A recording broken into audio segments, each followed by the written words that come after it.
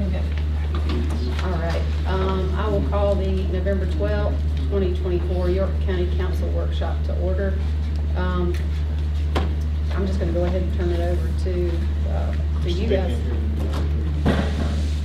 All right, y'all, it's going to be hard to hear, I guess, unless we holler and yell. Just so you folks don't think that we're rude or anything, workshops are typically a place for council to get educated about things, and we ask questions. It's not a public hearing, it's not a public thing. Things that we do typically come up in public hearings, certainly any kind of spending, so that there's certainly an opportunity for public input at that point, but just so that y'all understand what workshops are for and what we do, that's how that works. And I'll just ask folks to speak up so anybody can hear who wants to listen. Our first item is discussion regarding strategic plan goal quality infrastructure. Yes, so tonight. We got bump coming in, so we're just now. Yes, there we go. Oh, wow, lion's happened. Just so- call forward. So tonight we're talking about 2 strategic plan goals. We talked about 2 last month, and we're bringing you 2 additional. Next month, we're going to bring you the last 2. And then when we get to January, February, and March, we're going to have budget workshops. So we're going to be more focused on the budget those months. And then the 3 months after that, we're going to go through the strategic plan goals again, like we're doing now. We're going to give you all updates on how we're doing, what we're learning, what we're trying, and that's going to feed into the adopted budget. So when we think about tonight, we're going to talk to you about quality infrastructure, and we're going to talk about premier parks. This is going to be a longer workshop tonight because we are presenting the findings from the Parks Master Plan as well. And so we're excited to hear from from Bob from Clemson, who's led this study. I want to encourage y'all though, the infrastructure goal is very different than the Premier Parks goal. The infrastructure goal, we're going to hear from Patrick Hamilton, who's one of our goal champions, is very straightforward.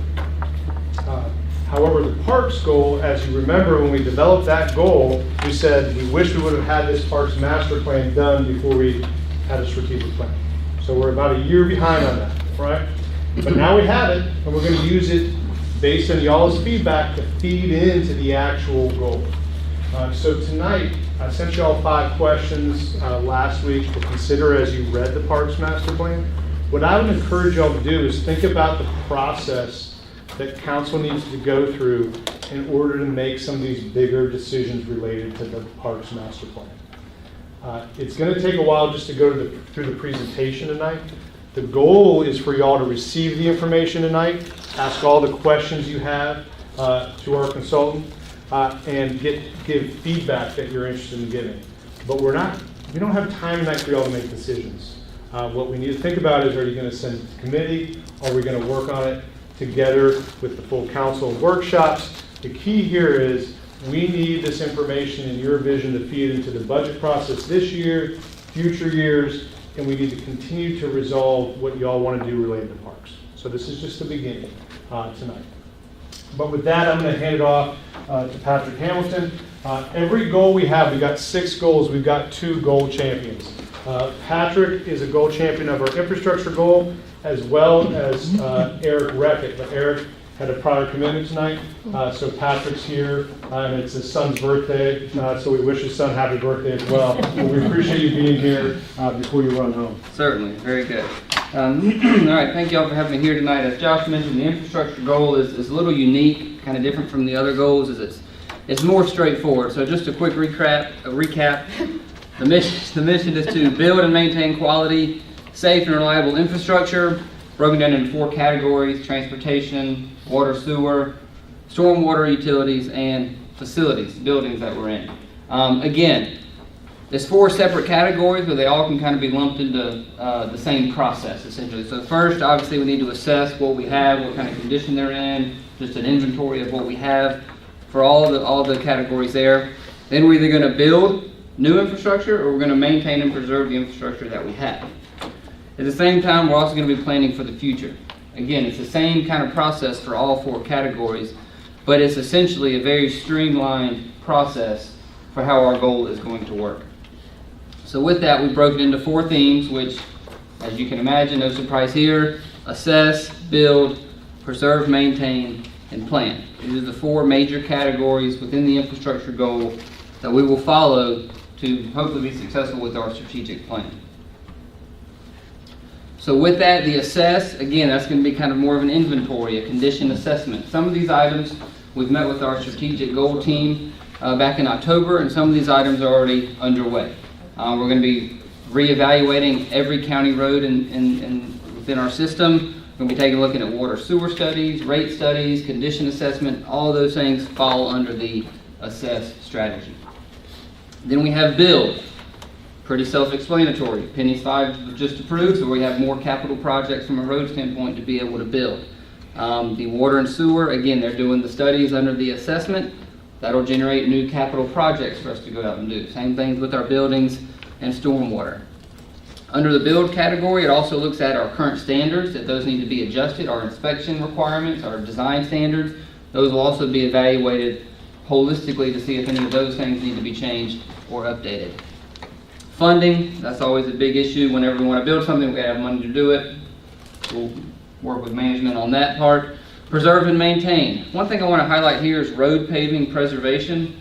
We talked about in the strategic plan about having a goal to be able to repave 15 miles of road each year.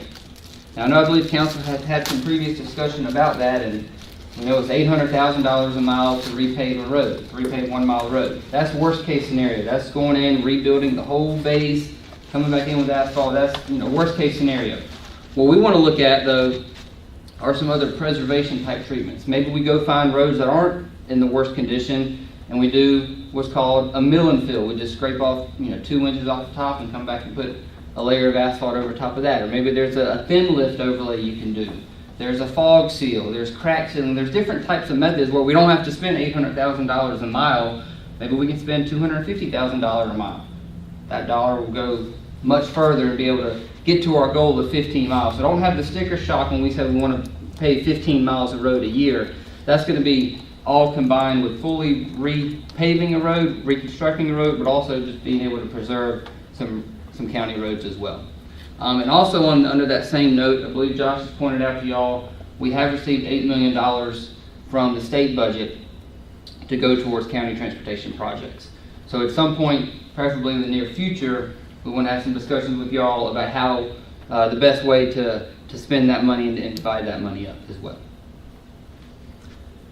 Also under preserve and maintain, we talk about hire and training quality staff within our public works department to be able to maintain our infrastructure, and the creation of a utility department. I believe they're in the process of hiring a utility department's manager at the moment, so more will come out of that over the next couple of years. Again, it's a 3-year plan, so we have time to be able to create that department. And then plan. Obviously we want to coordinate with economic development, see what they have planned, kind of coincide with our water sewer projects, our road projects. Transportation collaboration, we want to be able to, what's pointed out here is coordinate with RFATS, SCDOT, Rock Hill, Fort Mill, see what everybody else is doing to make sure we're on the same page and not duplicating any efforts out there. And then facility needs, facility space needs, do a full assessment on the county facilities to see how much space and actual areas that we actually need to be able to, for the employees to be able to work in and do their job.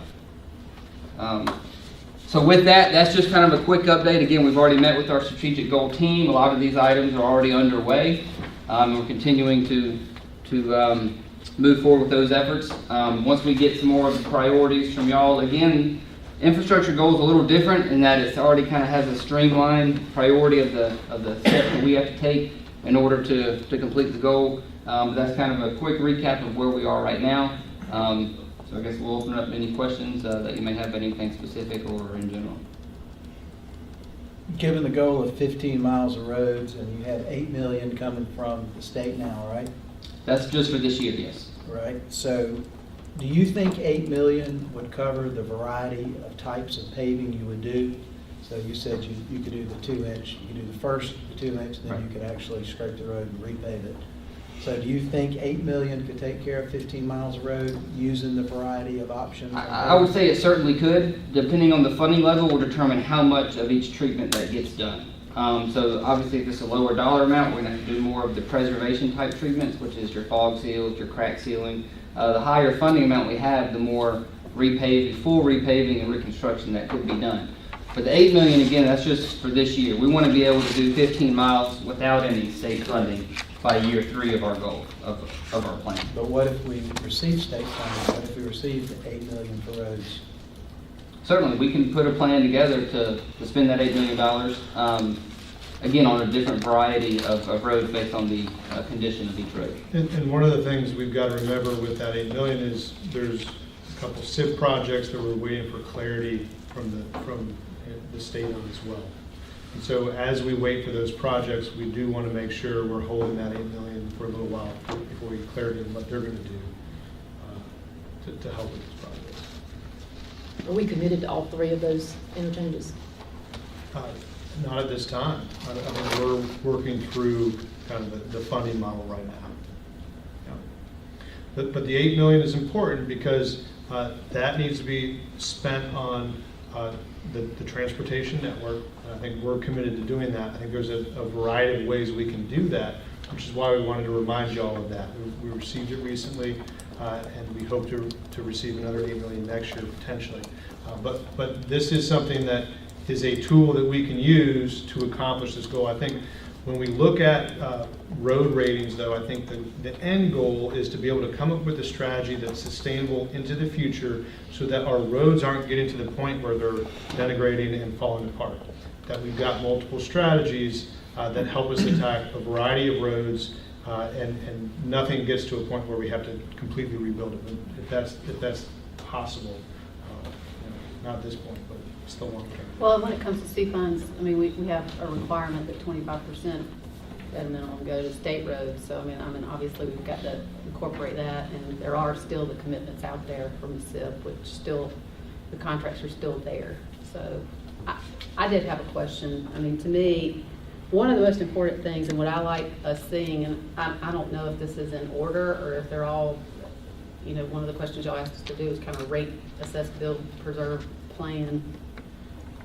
The one about collaborating and aligning with state and local transportation entities, to me that is critical. I mean, that falls in line more with assess, in my opinion, but I do feel like, I mean, at least the community sometimes says, are we getting our fair share of the state funding?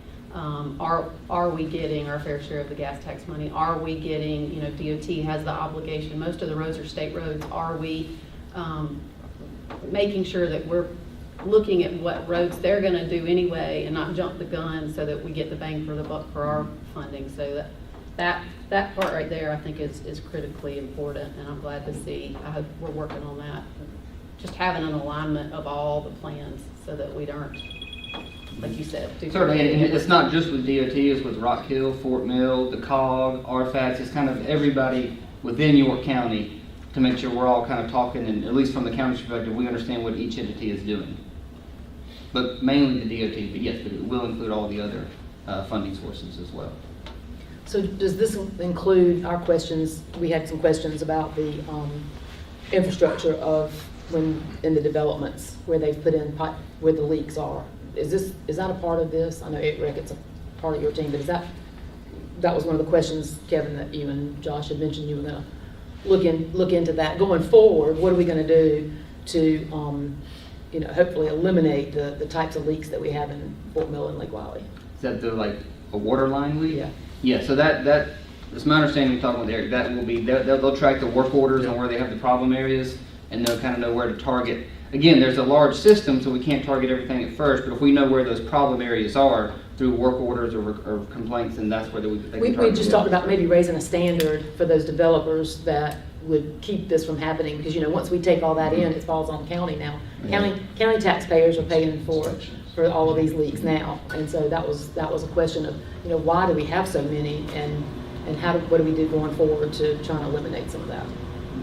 All through what you all provide us in the strategic plan, it talks about assessments and studies, so there's a lot of background foundational work that's still required, so we kind of know what our obligation would be long term. Is that right? Right, and that's kind of said ours is more kind of a linear process. There's some areas that we know need attention now, but until we complete that full assessment, that will give us a much better idea of the needs on a whole level. Yeah, this whole strategic plan is baked full of those objectives. So let me ask this question. Did I hear you say a second ago that in the future, in next year's budget, you would like for us to plan without the possibility of the state giving us any money? We'd like to come up with a plan for the 15 For the miles 15 miles, that's our without- ultimate goal, is to be able to, and again, this is just for county roads. This doesn't include state roads, just Right. for county roads. We would like to get to that point where we can do 15 miles of county roads each year with county funding. Do we have an idea as to where we would find that $8 million? No. not No, yet. but this is part of our vehicle to have that conversation. What can we do differently? Is this a high enough priority that would take the place of something else? When we look at our road infrastructure, we're not keeping up, okay? So that's a problem for us to solve. How do we keep up? And are we able to get to 15? I don't know, but we should try, because the problem's actually bigger than 15 miles a year. Right. And one of the things we're going to bring to y'all is data and information in the future to show why it's bigger than 15 and different strategies we can go through to solve that. Some of that's the type of work we're doing. Other opportunities might be in future budget years when there's growth. Potentially we dedicate some of that to solving this problem. I think the strategic plan is meant to set a framework of priorities from y'all to the community and staff, and we know that roads are really important to our citizens, and making sure we're taking care of what we have is very instrumental. So this goal is all about taking care of what we have and planning for the future in terms of infrastructure so that we're not playing catch up in some areas like we're doing now. I want to comment on that very quickly. So those of us that have read through the strategic plan and studied it, those of us that read through every page of the budget booklet last year, can glean that our county has run very lean. And we're going to talk about some of that when we get to parks in a little bit. So when you've run lean, that means that maybe we haven't identified some areas that we needed to invest in. So it could be, unfortunately for this council, looking into next year's budget, that we have a number of items that we're going to have to address, that we're going to have to find money for, or that we're going to have to put off, which is not necessarily a great thing for a county that has been growing at the rate that we've been growing, and the state that's growing at the rate we're growing. So we got a bit of a challenge ahead of us, and I would hope that the public wouldn't look at this council as a bunch of tax and spend council members, because this is complicated. When you begin to look at everything identified in the strategic plan, these are expensive things that we're having to address that may have been put off and not addressed. Well, and I would say in terms of roads, and we can talk about parks later, I think what we're trying to do is be open and honest in our communications about the future and bring forward data that shows where we're at. And so that's what we're going to use this initiative to do, is we're going to say, hey, this is the amount of roads lane miles we've been able to do this year. Here's what that means in the grand scheme of all the roads in your county. What is our potential to catch up when you look at the pavement ratings? And we'll bring to a workshop the pavement ratings and have a presentation similar like we're going to have for parks today about how we're doing with data and facts. And that's what we're committed to doing, is being open and honest about this conversation. It doesn't mean that in next year's budget you're going to have to increase funding for roads. But in the future, we might develop a plan in order to catch up over a certain number of years, potentially. And that's where council can speak into that. But we're trying to develop a sustainable plan to play a little catch up, but to also make sure that in the future, that everybody has what they need in York County. So, yeah, don't know what that's going to I translate have a to. quick question on how your assessment of the roads, how's that going to play out in 7 districts? So- Like, you know, when we do our C funds, we get Correct. so much, and we have a list of roads and the most important, Right. you know. So from the county roads perspective, this winter, we're gonna go through and assess every single county road that the county, and I think it's about 500 miles worth of paved roads. And then those will be ranked from 0 to 100, 100 being a perfect road, 10 or 15 being a terrible road. And I guess those are discussions that we'll have to have. Typically, when we look at those, we can't just do all the worst roads. That's where I'm getting into some of the preservation type treatments, where we do roads that are in decent shape, but we got to preserve them to make them last longer before they get to the terrible condition and we have to rebuild the entire road. I think what you're asking is how do we differentiate those amongst each council districts? That's tricky because all council districts aren't created equal. Some council districts have 200 miles of county roads, others have 30 miles of county roads. I guess that's a discussion we're gonna have on basically how that money gets divided up amongst the districts. I think that's answered in 1A of the strategic plan too, one of the initiatives. Yep. That's it.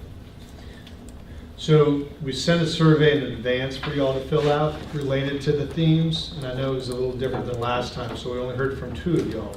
So when we get through Catherine's presentation, we're gonna ask y'all to take that survey if you haven't already. But as Patrick shared, the themes are kind of in order here, but we wanted to make sure y'all didn't have any other feedback in terms of the actual initiatives and strategies for infrastructure. Questions, feedback, priorities? Just applaud you for how you've laid all this out and the work that staff's gonna have to do to make sure that we're ready for the future. I think it's incredible. Good job. Anything else? Bump, did you have anything? All right, that is our first goal. Thank you, Patrick. Happy birthday to your son. All right, so we're going to shift from infrastructure to Premier Parks. And so I'm going to introduce Catherine Jones, our Parks Director. She's going to give a similar presentation related to Premier Parks. And then at the end of that presentation, after we've answered your questions, we're going to have you all fill out the survey, and then we'll transition to Bob with the Parks Master Plan. All right, thanks, Catherine. Good, thank you, Josh. Good evening, everybody. I know we're all very excited to be here. I know we've waited for this night and for Dr. Brookover to be here from Clemson University to be able to share the Park Master Plan. But first, want to just go through with you the Premier Parks goal.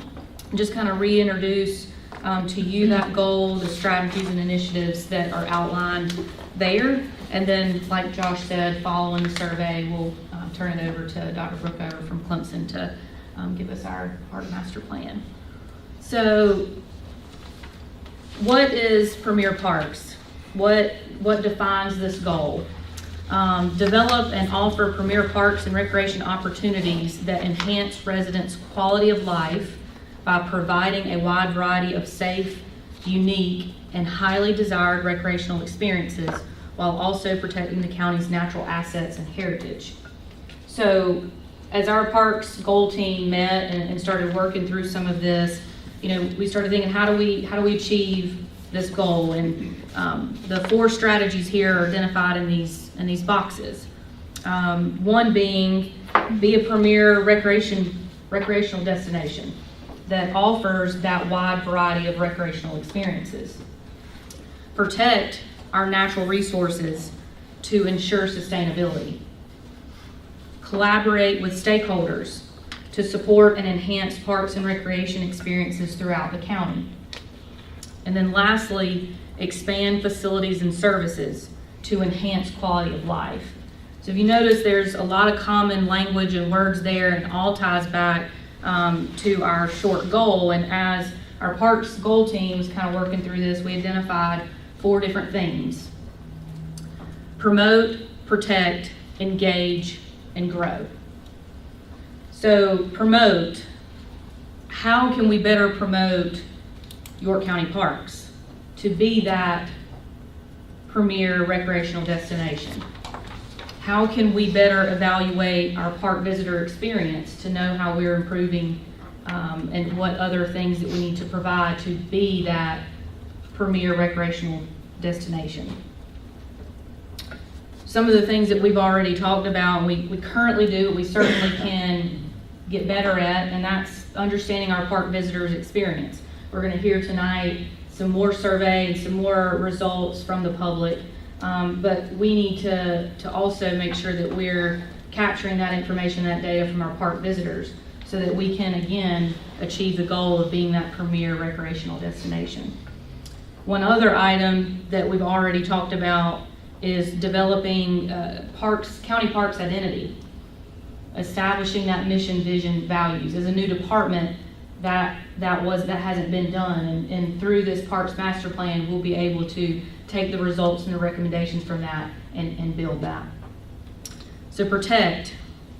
How can we better educate community about land protection strategies? So we have York County Forever, and there's things that we're currently doing, but we certainly can improve on those. How can we utilize the park metrics from the county master plan to identify growth areas in the county on whether we want to protect future land or preserve it for a future park? Engage. How do we strengthen stakeholder engagement? Exploring partnerships, which we already are doing now. Identifying the needs, which we're doing through the Parks Master Plan and the survey, to engage with the public and understand what those desires and wants are from a public parks and recreation standpoint here in York County. Also, how can we improve the feedback loops with the public, making sure that they understand who we are and they're getting the accurate information. We want to make sure that our vision is clear, that we're communicating that vision to the public. And then lastly, grow. And growing will be prioritizing the recommendations out of that Parks Master Plan to enhance facilities and services. So part of that, there's a needs assessment and identifying what other facilities are desired, what other amenities, what services do we not provide now that maybe the public wants us to provide, and taking those and filling those things into our plan and prioritizing. How do we ensure that our parks are properly staffed now and in the future? So as we're growing, and again, we're a brand new department, things that we've got to identify and prioritize is those staffing levels for our existing parks, but then as we bring additional parks online, how are we going to sustain those and make sure that we're providing safe, quality parks by staffing and operations? And then, so lastly, I just kind of summarized those 4 themes and then what we talked about under each of those. So creating that identity under promote, evaluating the park experience, investing in park improvements. So as we start to bring parks online, where are we planning for 5-10 years down the road for capital improvements that may need to take place? Take Field Day Park, for example. You got a lot of artificial turf there, creating that CIP to invest and replace that in due time. Playground surfacing, all of those things need to go back into planning and investing into park improvements. Protect, creating those land protection strategies and educating landowners on what those opportunities are. Engage, and identifying the stakeholders, exploring those partnerships, which again, we already are starting to do with current staff, and then communicate the vision. And then lastly, grow, prioritize those needs, develop funding strategies, and ensure sustainability from a park operations standpoint. So with that, do you guys have any questions? I kind of wanted to run through this because I know I wanted to leave enough time for Dr. Brookover and for you to be able to digest his plan and ask as many questions as you have.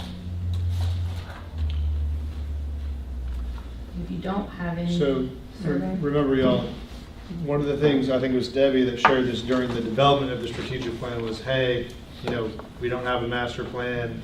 It's hard to do this. And I think part of what we hope y'all think about tonight is, your feedback and how we move forward with what recommendations you want to move forward with out of the master plan is going to backfill the initiatives in this strategic plan. And it's going to help prioritize the goal. So I think that's one of the things in the email I sent you, the 5 questions. What I'm really trying to encourage y'all to think about is what's our vision for York County Parks over the next 20 years. I think council needs to deliberate that and work through that over the coming months. It doesn't have to come out tonight, but we need to work through that. And I think the process that you outlined to do that, potentially you can outline that process tonight at the end of the presentation. I think we've got to figure out how to balance the operating and capital needs in the short term with the current land we have versus the long term and new things potentially that y'all might want to do in 10 to 20 years. And so that's a CIP conversation. I think potentially we have some of that conversation during this budget process related to CIP, and maybe that's in future years too, in future CIP conversations. But the sooner that Kevin and Trish are able to understand y'all's vision and work that into a potential CIP budget, even if it's 10 years out, we're able to give you all answers to work through that. That's not going to happen tonight. That might be at a future committee meeting or a future workshop, but those are things to consider as we move into this next part of the discussion. I think the timetable and thinking about future years that we build out potentially some of the parks we have right now, I think we're going to be looking for y'all's feedback in terms of more specificity around, hey, we want to see this by this time. That's the level of specificity we're going to need to get to at some point. And then, during the last year's budget process, we had conversations about the rec tax that I think were very similar to what we've had in prior budget conversations. I think that's something we need to work through over the coming months as well, because that is part of this conversation. Now, how do we pay for this? And who does it make sense to pay for? So those are all things that I think will help us figure out how we do some of the things in the Premier Parks strategic plan goal. But we wanted to just answer any questions you have before we transition about the priorities and the themes as we work to communicate that. So is there any other questions related to this? Are y'all ready just to jump in? I'll make one comment. I think what's interesting about this, when you're looking out 20 years, what we don't know is, as a county, you look at the unincorporated area of the county, we don't know how well we're going to be able to stop or slow down annexation. And we don't know how fast we're going to get water and sewer, how slowly we're going to get water and sewer out in the unincorporated areas of the county. Because as soon as we get water and sewer out and we prevent annexation, then we begin to have a static footprint for York County. And at that point, my observation would be that what's happened to Lake Wiley, where you're into active sports, not passive sports, can likely happen all over the county, especially over 20 years, once you get water and sewer out, because you're going to look and feel like a municipality. But that's kind of hard to know for sure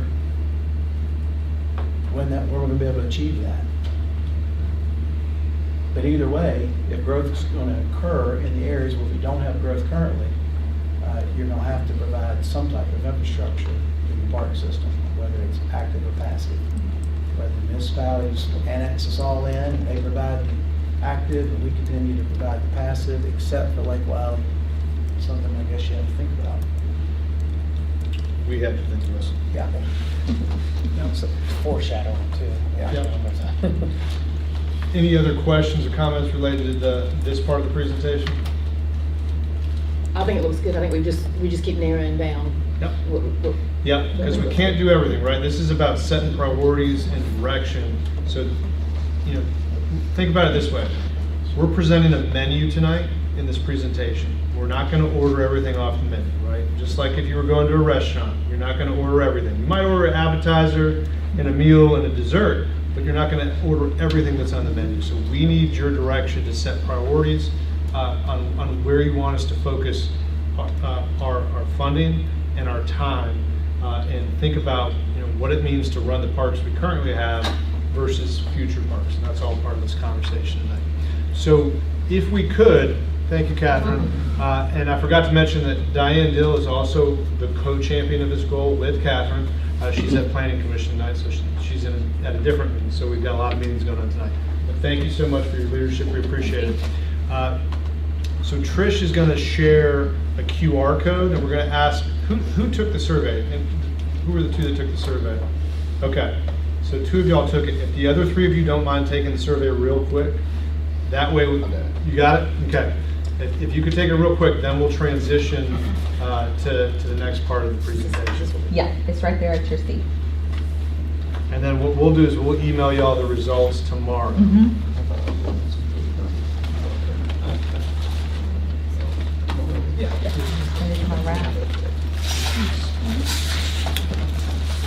And just let us know when you're done here.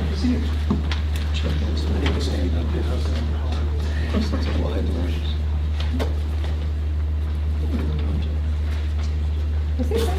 Oh, yeah, I'll talk to him. I had to think about it. No, I didn't want to crunch and let it. So, it's a good stop.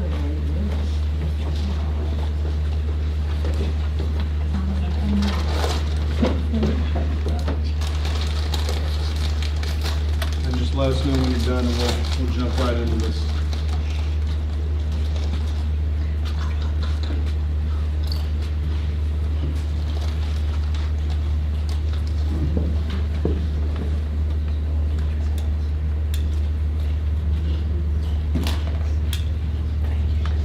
Thank you.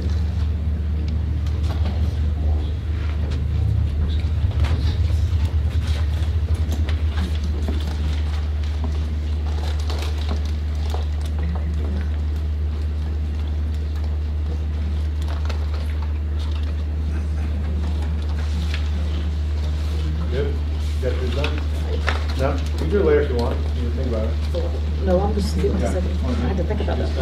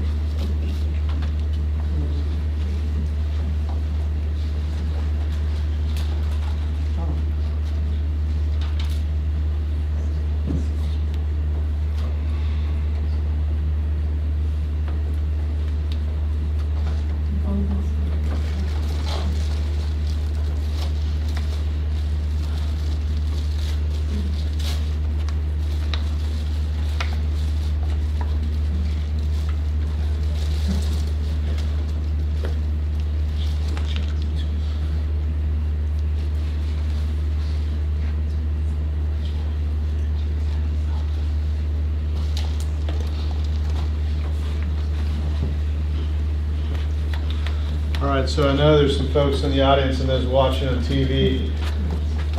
One of the things we did at our last strategic planning workshop is we had council fill out a survey of their priorities and the themes that we just walked through. And so what's interesting is for economic development, we learned something different that we might not have known based on how we y'all rank the priorities. So that's what they're doing right now. And as soon as we're done, we'll transition here. But this is an opportunity for us to hear from council in terms of what they think we should be focused on in this strategic plan that just went through. We're going to take this information, next time we present in the spring, we'll present around the priorities that y'all outlined. All right, so with that, I'm going to hand off to Dr. Brookover. I appreciate y'all's hard work on this. And please, y'all, please ask questions, give feedback as we go through the slides. Let's make sure we work through all your questions tonight. All right, well, thanks for having me. Thanks for the opportunity. We greatly appreciate it. This is something we do at Clemson in the Parks, Recreation, and Tourism program that I'm part of.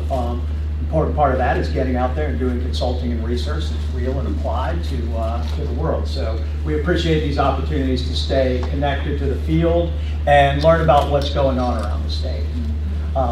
As Josh and Catherine said, I'm Bob Brookover.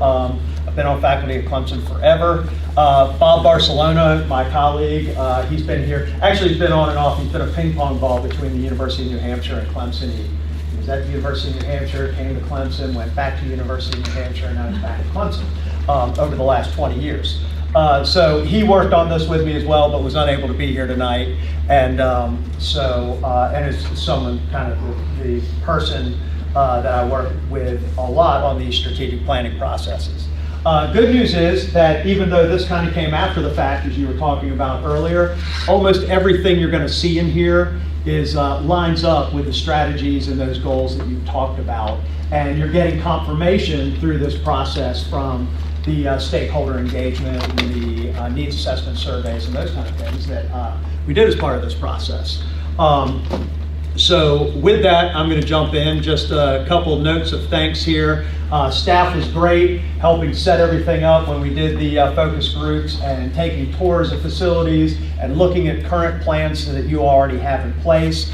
They were outstanding. I met with all of you all on Zoom at some point, so appreciate you all taking the time to do that, as well as staff and administration with the county as well, to kind of, as we look through those issues. Stakeholders in the public, very engaged when we did the focus groups. We met with representatives from the towns, from all different kinds of nonprofits. We had a town hall style meeting, general open public sessions. We met with a whole lot of people. And then we used the ETC Institute, which is a group that does surveying. And as part of this, we did a scientifically valid survey that's matched to your demographics in the county as well, which is kind of the gold standard for that type of input with the needs assessment. We also did a web-based survey that anybody could, that didn't get the random survey, the phone calls, the emails, that kind of thing, encouraging you to do those. So other things that we did in the process, again, background research, facility tours, doing that. We, again, that's where we looked at some of the plans that you have in place, tried to understand those plans, looking through your budget. We use benchmarking metrics that are available through the National Recreation and Parks Association that helps us benchmark you all as an agency and a county against other similar operations. We use Placer AI. That's one of those SPY systems, cell phone data systems that I think y'all might, someone in the county. Yep. CVB. CVB uses it. So we did Placer AI reports on all of your parks that look back a year of visitation at your current parks. Obviously for Ebenezer, we did the year before since that's been shut down for renovations. Again, we had a variety of different meetings with administration, council, and staff. Those focus groups and town hall meetings, we did those over the course of a couple of days back in July, August. The needs assessment survey, we only needed 400 to get to what, going nerd here on you as the research guy, to a 95% confidence interval. We got 528 responses, and then we've been working on the technical report and the analysis and recommendations. Again, through that, so we take all of that stuff, we triangulate, quadrangulate, all of those kind of things that we've put together, and that's what leads to the recommendations. Our philosophy and approach to these plans is always, we're holding a mirror up to you all, okay?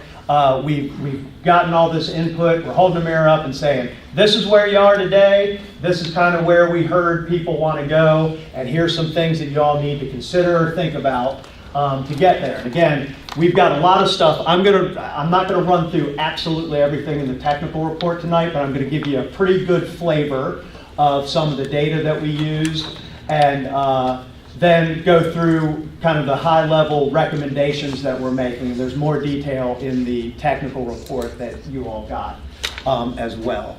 So again, the other thing that I like to say, as someone who has served on council and that kind of thing in Clemson, is that, and Josh kind of alluded to this as well, you own the plan doesn't own you. So there's going to be a lot of things here, and it's going to be up to you all to decide, your vision for this plan, your vision for your Parks Department moving forward, and what you're going to do. Because there's a lot of stuff here.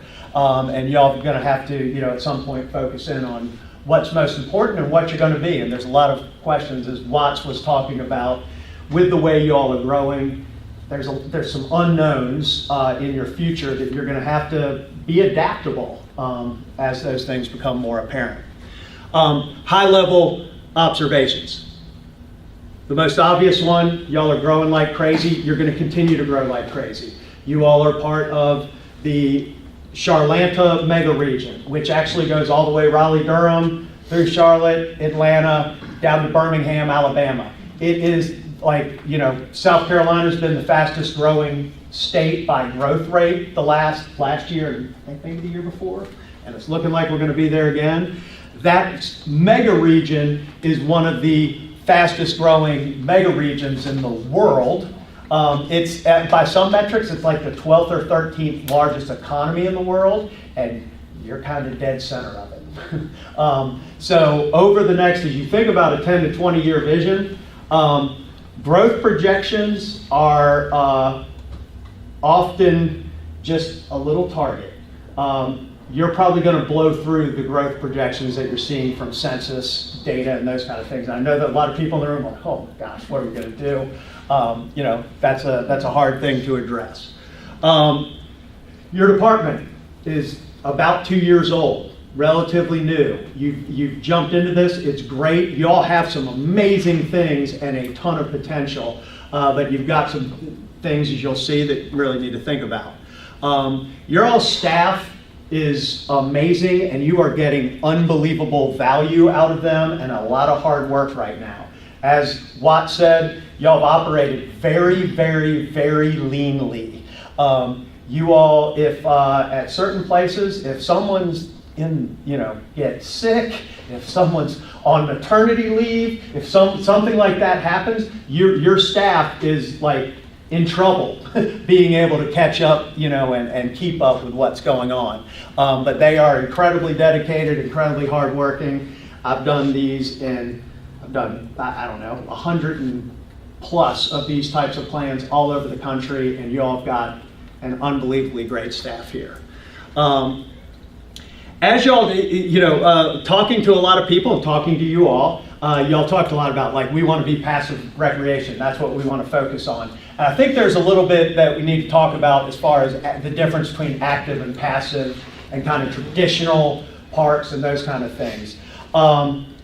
Passive recreation is, or a passive park really is something with, like in the Parks and Rec world, the maintenance world, is mow, blow, and go. We can come in, mow, blow, and go every 2 weeks or so. That's all we have to do to think about that park. You all are already in the active recreation business. With Ebenezer Park, water activities, boating, fishing, camping, those are active pursuits. Allison Creek, same thing. As you've talked with Field Day, that's obviously a very traditional park. You're already in that business. What you're talking about doing at Catawba Bend, that is a big combination of both active and some passive there. So you've got to, I think you need to understand that a little bit, that you're already in the active recreation business. Mountain biking is an active sport. Running is an active sport. Having events, that's an active thing. If you all, put event facilities at Wood End or Thistle or those kind of places like that, you're into active recreation. It's just not what we think of, like what I thought of when I was a kid. Hey, I show up and I play baseball, or I play flag football, or those kind of things. Active recreation happens across a wide variety of sports outside of athletics, and you all are already in that business, but you also do have some passive recreation and some amazing spaces there. Couple things, and again, we're going to go through some of this data. You're well above average on park acreage per resident. Okay, you've got a lot of big pieces of land, and that is to be commended and shows a lot of foresight. And the land that you have, like with Catawba Bend, it's amazing. I have not jokingly said, this is not a joke. It's like, if I could buy one of those houses right outside of Catawba Bend, I would consider buying that and living there when I retire in May at the end of the academic year. That place is going to be unbelievable. But you don't have that many parks. So on the number of parks per resident, you're low. And we saw some things in the data that show that there's a need for some more parks in some different places as well. The big one is, and again, this gets back to that, hey, you got some catching up to do, and that's going to be the theme. It's kind of like with what we talked about with your road infrastructure earlier. The theme is catch up to keep up to get ahead. You got some catch up to do. You're significantly below the median and middle quartile benchmarks for what y'all are currently operating from a staffing and funding perspective. And I'm going to jump right into those. So, with National Recreation and Park Association, they do lots of ways we can cut and dice this stuff up. So nationally, when they do these surveys, every single agency, regardless of city, county, special purpose districts, size of population, the average across the country is they spend about $100 per person. In the South, it's just over $78. Counties, and again, because counties are bigger and you're talking about a larger place, the median is about $28.40. When you just look at it that way. You all are currently at $13.28, okay? Now, that is before, even though you haven't talked about exactly how you're going to use it yet, that is before the money that y'all have recently allocated this year, the $1.2 million. So that helps a little bit. Now, a better way, and I think the middle metric is a better way for you to think about how you compare. Because, like I said, once you have a park, once you have that land, it costs money to do that. Whether it's mow, blow, and go, super passive, or it's a active park like Allison Creek or Ebenezer or Field Day, those are not inexpensive to maintain and operate. So if you look at it by the acres of parkland maintained, we keep the national average the same, and your average stays where it is because it is what it is right now. But here in the South, and for actually this is different, so don't pay attention to this on here. What you want to look at here, you all are in the range. You actually have over 3,500 acres. I think you have 4,200 acres with Worth Mountain, but because Worth Mountain currently, you have DNR, right? Correct. Couldn't remember if the DNR's there. DNR managing that park for you, which is a great relationship for now, but in the future, I think you're going to need to think about that as the county continues to grow and expand, and there's some great opportunities out there as well. So you all are in that 1,000 to 3,500 acres. I think without Worth Mountain, you're like 2,300 acres. 2381. 2381. There you go. It's in the. I think it's in the report somewhere. So about $100 per person per capita in that range. Then the reason that I gave you the over 3,500 acres here, there was a weird anomaly in the data where actually the 1,000 to 3,500 acres, that midpoint was actually higher. Was about $100 per acre as well. So I wanted to give you a variety there because again, you all are, I don't want you to be completely overwhelmed. It gives you a little bit of a sense of how underfunded you are with the mass of land and property that you're taking care of. Now, right now, you don't have it all developed, right? You've got big plans for Catawba Bend, you've got plans for Wood End, you've got plans for Thistle. So as those develop, though, you're going to have to think about, staffing and funding as you add amenities and develop those parks. The other thing that I wanted to show you here is revenue as a percent of operating expenditures.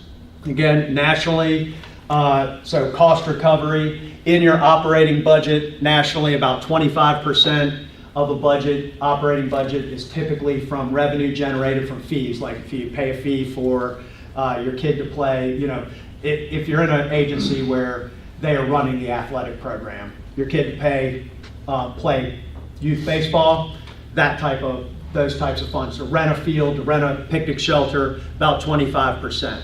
18% in the South, 20% for counties. You all are currently at 36, so you're doing really well. And that, again, is to be commended. And I think with you all kind of having these larger regional parks, that's not an unrealistic expectation, and you should actually be proud of that, but you should be thinking we need to stay here, or we might even, depending on the decisions you make and what you develop, you may even be able to edge that up a little bit over time. For example, any of y'all ever familiar with anything Irmo Chapin Rec Commission down around the Columbia area, Lexington County, a couple counties? They are mandated to do that. Now they've got a lot of big things developed that they can make money off of already, like event centers and those kind of things in place. But they have grown to where, I think we're working with them at the end of this week, I think they're up near 60% cost recovery now.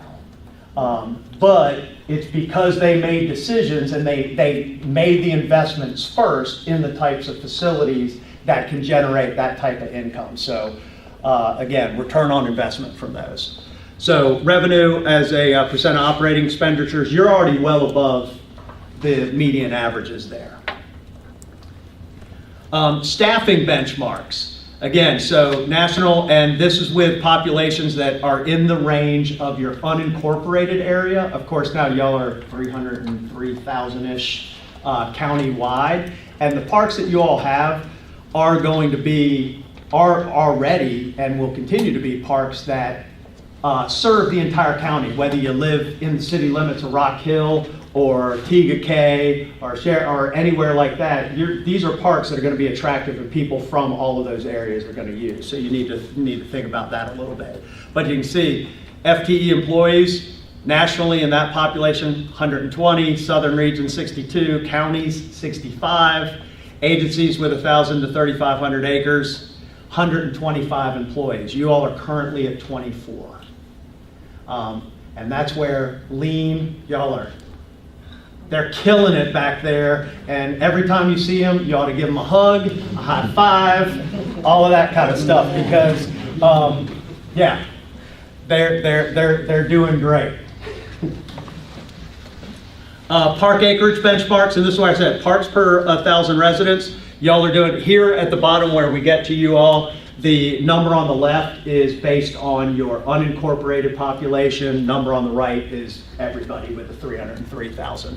You can see you're doing really well there. You've purchased big tracts of land. You have big tracts of land. You all are in an enviable position from that for any county out there, probably outside of Charleston County, that has done well on accumulating. You are very land rich right now. That doesn't mean like rest on those laurels, because again, with growth, if you all really want that preserve goal and strategy, you're probably going to need to think about a few other things, or else it's going to be gone, in the future. But there you can see, and then the residents per park, this is where you see that like, hey, the number of parks you have skews this, where, again, we saw in the data that, people probably want some, maybe smaller community-sized parks elsewhere, and there's a need for that. But you're high there, you want to be low. Lower is better on the one on the right. All right, getting into what we did. Focus group, town hall priorities, things that we heard. Again, comments in surveys. Trails, again, doing kind of the top 5 here of what we saw. Trails, everybody mentioned trails in the focus groups and the town hall meetings as greenways, walkability, bikeability, all high priorities. You've got a lot of different people working on this throughout the county. Nonprofits, different groups, and they're doing a decent job of talking to each other, but there's a ton of potential, and everywhere we do these, this comes out as one of the top priorities that people want to see developed. The role of parks in taking advantage of and protecting open space and providing access to your natural resources, which you have amazing natural resources with water, lake, river access, and the land you have. They do, heard that from multiple people. We want you to be proactive in acquiring land to be protected as open space and parks in the future, so we don't get everything else built up and we lose it. Heard a lot of get Catawba Bend done, get it open. We want to use that place. We've been hearing about it for a while. We want that to happen. Thinking about, y'all got these bookends of Worth Mountain and Catawba Bend and the Broad River, and thinking about a longer term plan for Worth Mountain, because I think that's going to be important as the county continues to develop, and again, you've got great opportunities over there. And then this is where, again, in the survey data, we heard this in the focus groups, and the survey data points to this as well, some smaller neighborhood community level parks throughout the county that are a little bit, closer and more convenient than the big things that you go to, like Ebenezer, Allison Creek, Catawba Bend, and Worth Mountain. We heard, again, that there is a need. We heard this from the cities and towns, from the youth athletic programs, and from a variety of different people, that there is a need for more rectangle and diamond fields. You all are growing, and you've got, you know, kids. Elsewhere in the world, like the national trends are, youth sports is going down. But in places that are growing, upstate, York County, Horry County, you're getting growth in those areas. So there's kind of this consolidation. You could probably tomorrow, now you would need to do this in partnership with the towns. You could probably drop 3 more field day parks in this county, and they would fill up instantly. The other thing, again, not surprising, we heard a lot about pickleball courts. We hear a lot about pickleball courts everywhere. I've been in public input sessions where pickleball people playing inside at a gym where people walked around the gym. Yeah. I thought it was coming to blows between the two groups with the competing use there. I stood back. I was going to let it go because I wanted to see it. I hate to be stereotypical about how pickleball was because it's not like that. I wanted to see the old walking people and the old pickleball people have at it in the session. Staffing and resource allocation, again, we did hear, like, there's an expectation, you know, we want our parks to be at a good level of quality, and we need to be staffed and funded to do that.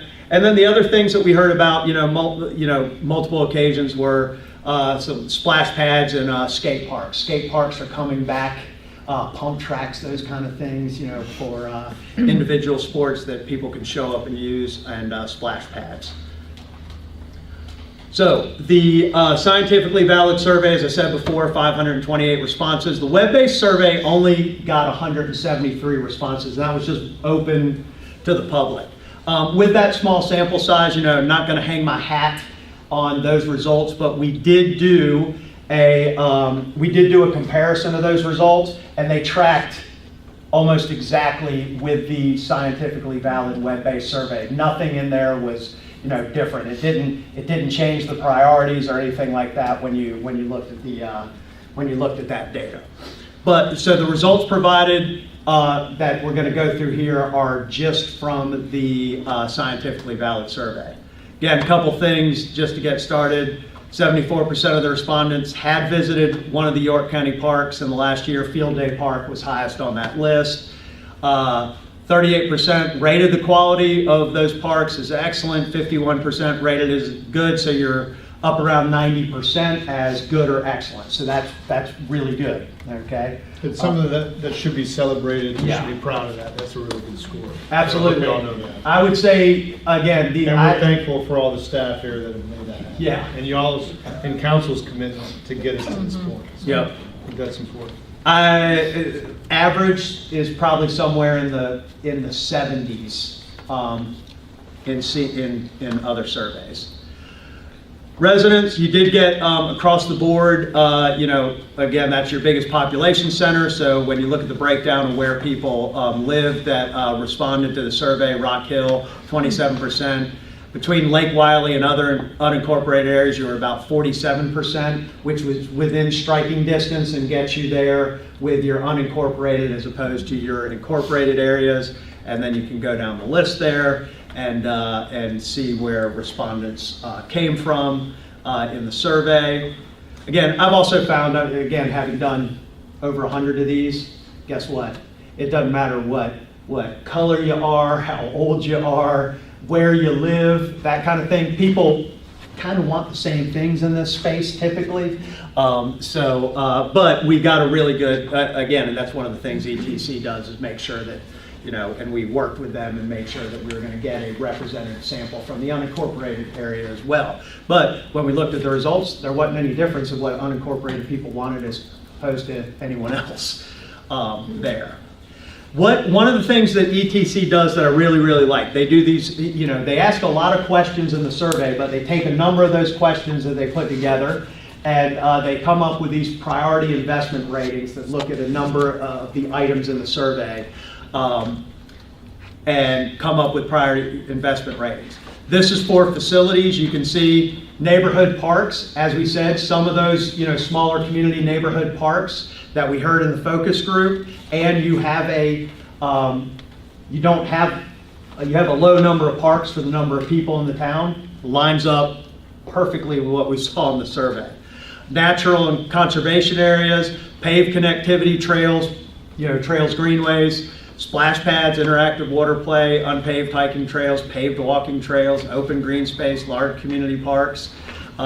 We get to senior indoor and outdoor activities, fishing areas, off-leash dog parks. You have a lot of these already in place, but you can see that there's, this is what you want to keep up with as you're moving forward, and some things that you might want to consider going there. Now, like I said, just from this, one of the things you'll see in the survey, rectangular sports fields, diamond sports fields, they were a medium priority and a priority, but again, trend level, participation, that kind of thing, you could do these and they would be well received and well used there.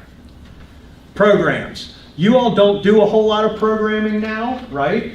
You have some partners that do programming in your parks, but again, things that people would like to see in the county and see as gaps here. Special events, markets, adult fitness and wellness programs. We'll talk a little bit more about these a little bit later. But again, you've got this list, so as the county develops, you all will probably need to think about that based on what Watts was talking about earlier, how much programming, what types of programming you all might get into as, again, growth continues. They also do an important satisfaction gap on some of the other things we ask outside of the specific programs and facilities, and they talk about like, hey, how do you feel about this? How important is it to you, and how satisfied are you with the variety of different types of parks in the county? The number of parks, availability of information. And so this gives you some things to think about from an administrative perspective, from when you go into developing some facilities and programs, some things to just be thinking about. Mostly, again, how you're maintaining some policy things as well. But this gives you like, hey, we definitely need to be thinking about like, hey, a variety of parks. We need to be thinking about the number of parks that we currently have. But then we get into things like promoting our parks, the quality of the programs, our overall value, what are the variety of the programs offered by the county, security, all of those things. So this gives you a way to think about that stuff.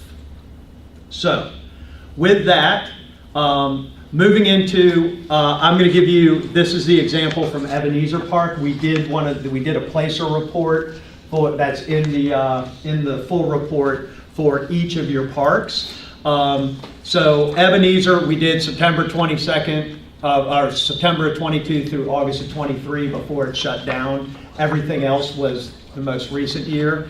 But you can see that you had about 101,000 unique visitors that were picked up through the cell phone data, averaged 2.5 visits for a total of 257,000 visits approximately. Average dwell time, you got people staying there, you got camping and everything like that, but people that are there for the day, a long time. About 66% of those unique visitors live more than 10 miles from the park, okay?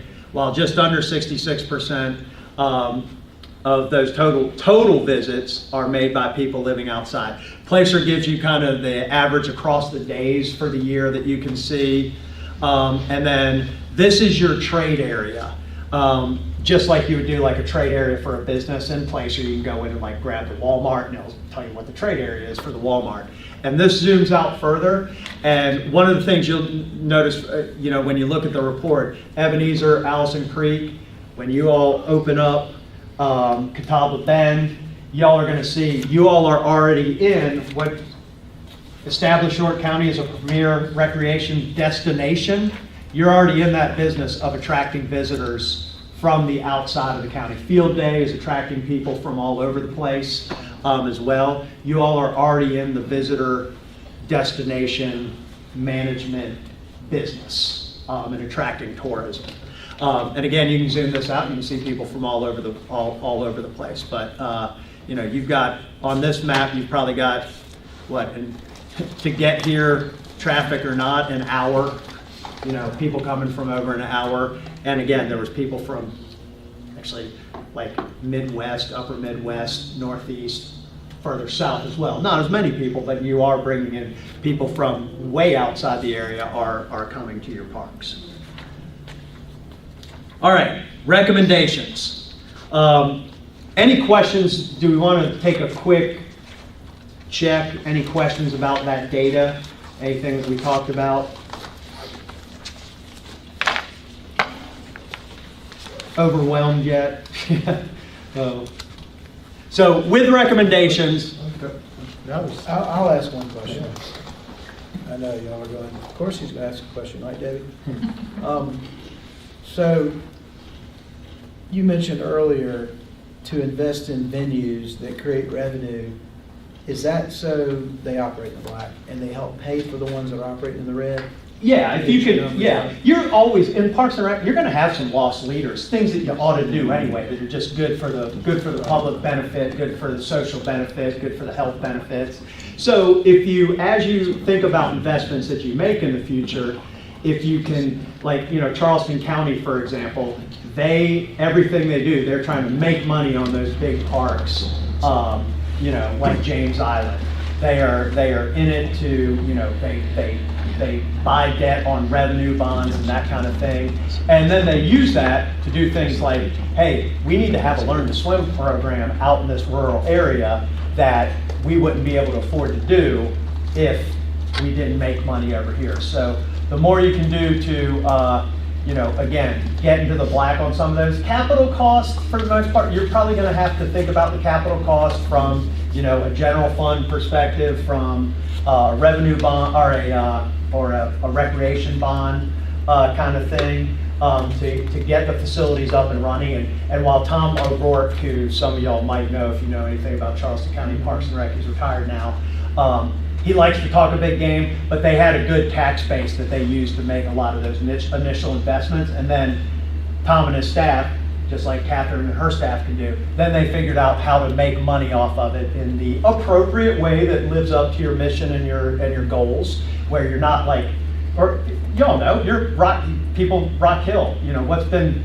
one of the biggest complaints that I've heard for 20 years working in Rock Hill. Talk to someone in Rock Hill, it's like, yeah, we got great, you know, sports facilities, but I can't get on them half the time because we've got groups from outside using them. So you got to balance that a little bit, but making investments that can make revenue that then you can use for broader operations. Which that creates a great opportunity for us to recognize what Rock Hill is doing, and the demand they have for what they're doing, and what we can be doing to complement what they're doing already.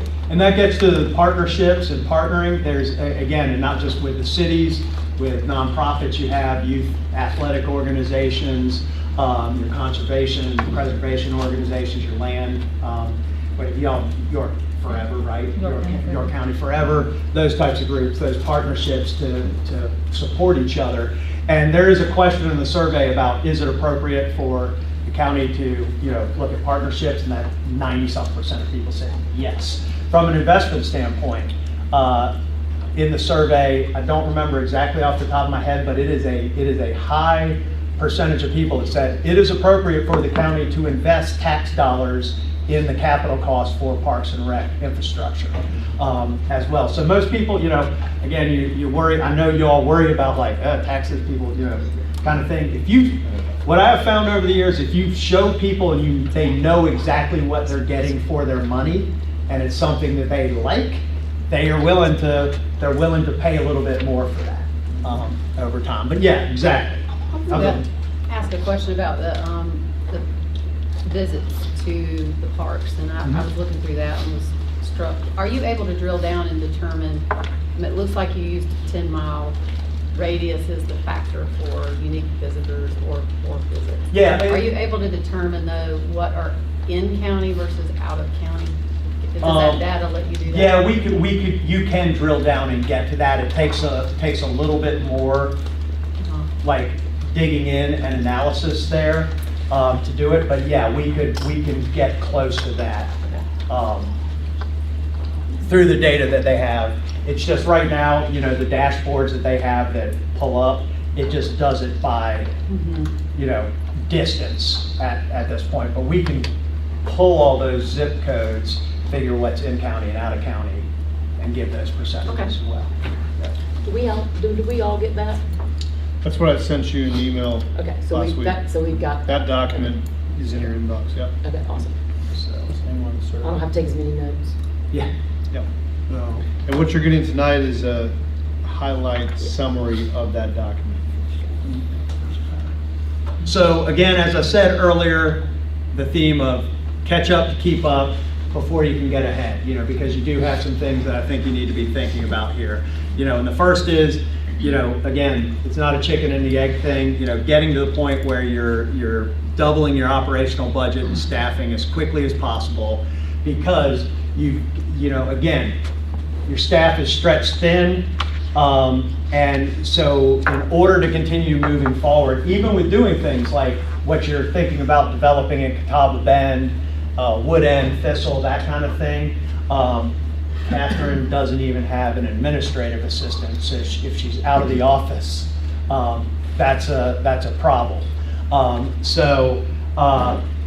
That's your most important thing that you can do, is get yourself staffed and funded correctly so you can begin to catch up. So then you can keep up with the plans that you currently have and the expectations that you've set up for yourself already. I'm just going to jump right into one that I'm sure is going to be controversial, but your budget's very convoluted. It's very confusing. You've got like 9 different funds that you're operating out of, and the recreation districts are part of that thing that makes it a little convoluted and confusing. That area is kind of operating as a special purpose district, or a town would operate, but now the county is in there supplementing, operating, and overseeing that. Greenville County, 10, 11 years ago now or so, they had a special purpose district, and they dissolved that and absorbed it into county operations. I think that's something you all ought to study and really think about moving forward. How do you think that's controversial? Maybe you might get some blowback from the people in those areas. However, if the way that It would end their tax, right? what's it potentially, and I think you would, and that's what again, if we want going below the surface, you'd probably roll that tax back over a couple of years, and that's I don't kind think of that's what. controversial at all. Yeah. Yeah, but it's So- got to be replaced with another tax to It's- cover the expense of the services in the area. Right, and that's where I think you need to think about then how you look at, where and how you charge your millage across the county and those kind of things moving forward. Now, I think you're closer to this in conversations that we had the other day to your 8.75 million. I think you're closer than you think to being able to get there if you think about kind of reorganizing some things and sources right now from an operations perspective. And it's not like, hey, you just got to go, you've got to raise tax millage to get there. I just want to comment on those two things combined. I don't think the first one is controversial at all. I do think it might be controversial if those tax districts were not in the area of the county that draws in the most hospitality tax. Mhm. So there's a lot of hospitality tax that's leaving our area, and if you take that those hospitality dollars combined and you massage that, then that's very doable. Yeah. So again, I think it's good. And again, as someone who works in on a lot of finance projects as well, I like cleaning.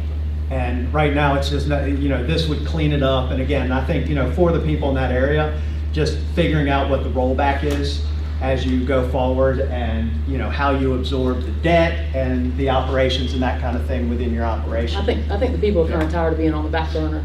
Yeah, and it makes everybody the same, because right now it's, that area is a little bit, again, it's getting to operate like it's getting, like it's its own thing.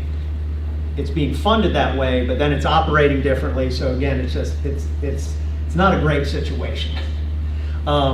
Growing that operational budget to the 8.75 million, and again, in some conversations, I think you're closer to that again with a little reorganization, and that's operational funding. not capital. Again, as you grow that operational budget and as you're thinking about what you're doing, I think, you want to keep in that target range of 30 to 35% cost recovery, and I think that's doable as well as you add things. So in that 8.75 million, that would be about 2.6 to a little over 3 million. In cost recovery right now, you're at 1.7 or something like that. So you have some work to do there, but think about that, and again, scale that up as over time. Again, with what you all have on the books and looking at what you all have, I think you probably need to be thinking about like some dedicated millage or a bond referendum for your capital projects, because it appears right now that you got a whole lot of eggs in one basket with Catawba Bend, how you're funding that through accommodations tax and hospitality tax. And I know that plan came back a lot more expensive than you all originally anticipated, potentially. But again, that is your, that place has the potential to become like your national award-winning, everyone in the world is coming here to see what we've done. We're jealous of you. Bob Brookover wants to move there and buy a house right outside of that place, knowing what the potential is. Amazing opportunity that you all have. So I think that's, again, to help you get there, because then you already have, you have some plans in place for Wood End and Thistle that are supported by what you see in this plan. You probably want to be thinking about, like, what's the next thing we need to do to buy some land to make sure this doesn't get developed, or protect and preserve some of that land. So you might need to think about that and not be afraid to do it. I think you can convince people, again, if they know what they're getting. They're not always like, no. Some people do. No, don't raise my taxes. But if you say, hey, it's gonna cost the average taxpayer $24 a year, or whatever that is, probably somewhere in that range of $24 to $50 a year. Most people have that in their escrow. You probably wouldn't even notice it because your escrow account in your bank has probably got some leeway in it. You wouldn't even, I've asked this before to people, like, yeah, I didn't even know my taxes got raised last year because it just was in my escrow. They didn't ask me for more money. It was covered, kind of stuff. It's like, well, it went for this park or that park. They're like, great, do more of it. Well, and I think, sorry to interrupt, Bob, one of the things that, I think what Kevin and I think this is a good conversation for committee to consider as we move forward is, look, y'all dedicated about $1.2 million in this budget for parks, whether that be operating capital or land purchase. One of the things Catherine and I have been discussing is, after this comes to y'all, we're going to be bringing forward an agenda item to talk about some of those needs we hope to use that funding for this year. We also have a capital budgeting process. And so what is our ability with current capital capacity to do certain things?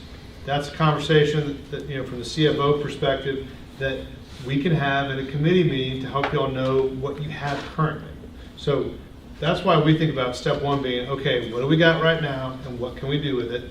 And what does that look like in the short term? There's a medium term and there's a long term as well. So we do think these are conversations for future committee meetings or meetings where we can have a conversation about what we got, what we can do with it, what that looks like, and then what are the needs after that. And I think that's where we can go. I don't know if you want to speak to capital capacity. No, I agree. Everybody that's been here for a while understands, we sweep any surplus we have over general fund, the capital projects fund. We've got a 10-year capital plan that we go over the all typically almost, I think, every February, except this last February. We are in a very good place with funding that right now. York County residents, we are financially very, very sound.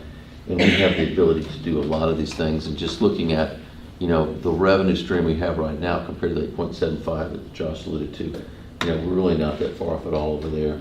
And I think discussions of what are your priorities, as Josh alluded to, and this is not a decision to make tonight, this needs to be thought out, sort of prioritized, and we can provide input to y'all as to what that impact would be financially. But I don't think anybody needs to walk out of here worried about taxes going up right now. This is a multi-year project. We're going to ease into these things and look at stuff And we're in a very good place and financially sound, we're able to step into this and really do everything he's talking about right here, right now. I don't see, when I look at our financials, I don't see tax increase when we go through these things. We always have that capability, and you always have the ability to do that, but I think we can accomplish a lot of these numbers with what we got right now. If we, again, we work through the process. Around South Carolina, other areas that are growing, like Greenville, Charleston, Columbia, when they do tax, or if they do tax, do they typically tax the entire county, or do they tax the unincorporated area of the county? Like Charleston County is the entire county. And that's, in this next one, that's what I was gonna say, is that because what you all are doing serves the entire county.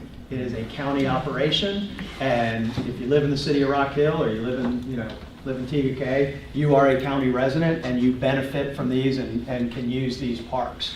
You know, I would, if I'm sitting in your chair, I would be advocating for, we need to have this be a countywide tax, and with the rec tax, and whether you keep it where it is or raise it, you know, whatever, that needs to be a countywide tax. Now, the other thing here is that the way that y'all do the rec distribution, the rec tax distribution right now, and again, my friends, you know, Brown and Mark Sexton and everyone, I'm gonna get phone calls from them. They're gonna yell at me, and that's okay, because I don't care about them that much. Some of my favorite people. I think that, again, you all have, you know, just a different way you're operating there, but I think it would be better for you all to consider capturing all that, and then, again, their programs, and I'm gonna say this, and they'll hate me for this, they're like youth athletic programs. Guess what? They told us, and this is the case in a lot of towns and cities, like it is in Clemson, for example. Like anywhere between, I think the low is like 50% up to 60% of their kids in those programs are people that live outside of their city limits, that are participating and making the choices to go there. So if you can play chicken with them a little bit, you know, and say, like, if they say, well, we're going to charge a differential fee, then kids might go somewhere else, or, you know, Rock Hill charges a differential fee. Kids decide to go to TVK because they're not, or Fort Mill, or somewhere else. Guess what? Their programs will suffer if they don't have the county unincorporated kids participating in it. They need them to make those leagues healthy. So, you know, a lot of places that are in this situation have gone to, well, we just charge a fee and that's the fee, and we're going to basically, you know, City of Clemson, we subsidize. We have a little bit of a differential fee, but we know we're subsidizing those kids from outside, because then we make sure we fill up all of our leagues and that we've got healthy leagues with enough teams in them. So what I would recommend you do is think about, instead of that allocation, is to think about using some of that, you know, come up with some criteria. If towns and cities do start charging a differential fee, and there's another recommendation in here too for to potentially have like a Parks Foundation, and a lot of places do this, have a scholarship fund that, you know, kids on free and reduced lunch and those kind of things, or even adults or seniors, you know, whatever the programs might be that they were using that allocation that they were getting to charge the same fee and provide scholarships. Not for that. I'm glad you pointed that out, because we've been battling our rec funding, giving municipalities funding to kind of offset some of the costs that the city say they are incurring because of our kids or seniors, whatever, participating.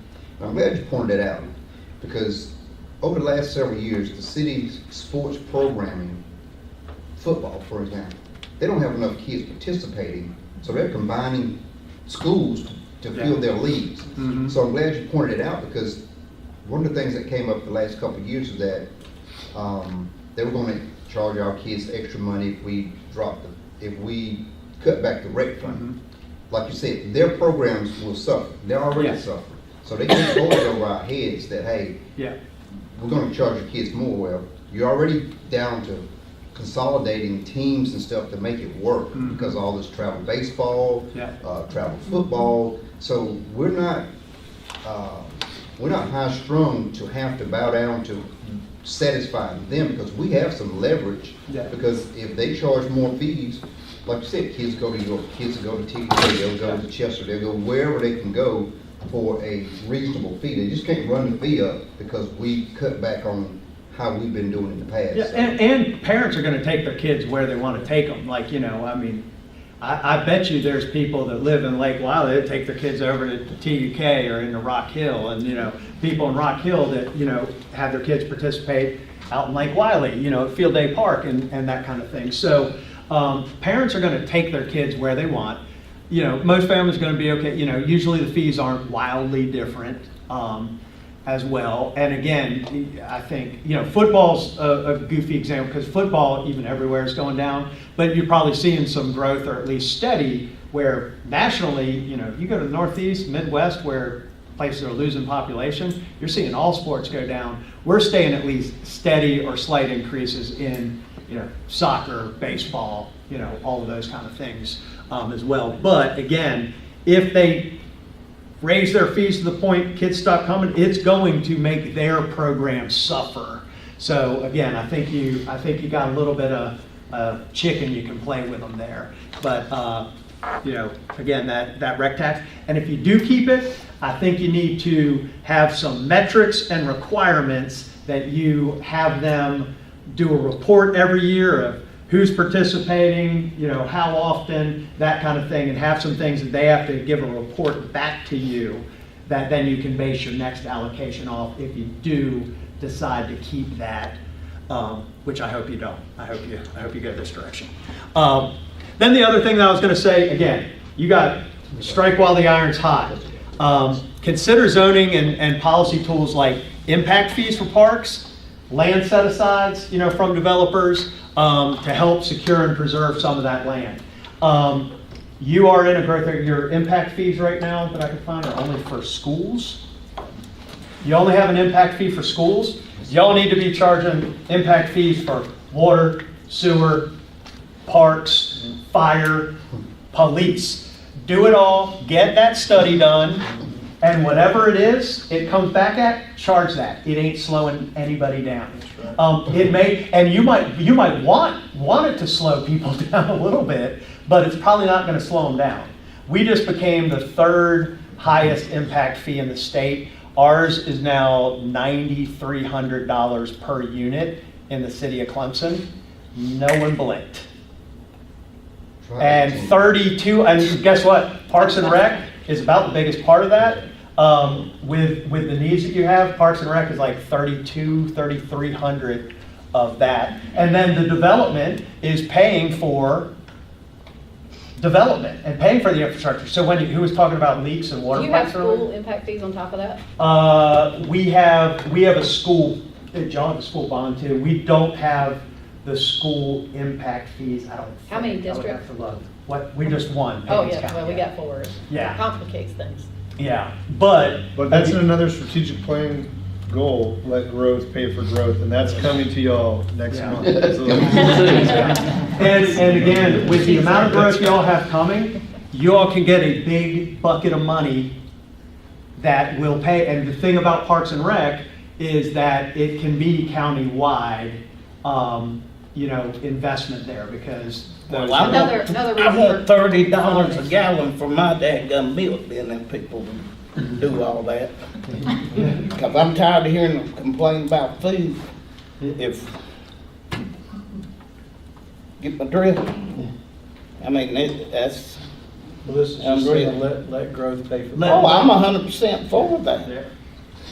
But buckets of money and all that, everybody that I'm hearing from and all are struggling to buy groceries. Yeah. So, but the impact fees are only on new people moving in. And then that way, when you have those impact fees, like you said before, if you don't have those, those costs for all of that stuff get spread out all over everybody that already lives here for all the capital costs to build that stuff. So impact fees are only on new people moving in, and then How they do you are determine who's new? new- Schools is on new construction. new units, new units. That could be somebody moving from one side of the Yeah, county but to you're the other. you're making the choice to do that. People that are making the choice to move. Yeah, Yeah. that's true too, Yeah. but you know, what about us that's been here long-term and our kids? Because they having to pay that too. Next month. Yeah. So if they build a new house, Well, that's true. yeah, But if still. they build a new house. If they build a house, period, it doesn't, Yeah. it is a new house. Yeah. But what you're saying is it's really a choice, either collect it as you grow, or we have to find. money Or it's gonna to get pay for spread it. out to everybody all the time. Everybody's gonna pay for it, or new people or people that are building new Oh, I get units are gonna pay that, for it. but I would like to look at deterring all the growth instead of inviting them more. Yeah, and unfortunately, you can't make them, you've got to do the study, and the study sets the price. Because if you did want to do that, then you say, hey, it's $100,000 per unit to build a house here. You just set the price to where it controls the growth the way that you want to do it. But I think what's unfortunately, you difficult can't about do that is that we have a county that has very different Yeah. demographics throughout it, and so trying to set that number countywide would be a little bit of a challenge, but I certainly take your point to mean we ought to look at that for a funding mechanism. This is really how do we, And not, yeah. what are we doing in terms of how we're gonna structure our park? And not just the impact fees, but land set-asides as development occurs, or paying into a land fund. Like if it's not an impact fee, it could be like, hey, if you develop this many acres, you pay this amount of money into our land preservation fund, that then we can go out and purchase that land without, having to dip into our reserves and that kind of thing. So there's a variety of tools there that you have at your disposal if you choose to use them, to let development take care of some of this stuff on its own, rather than everybody that's been here having to do that.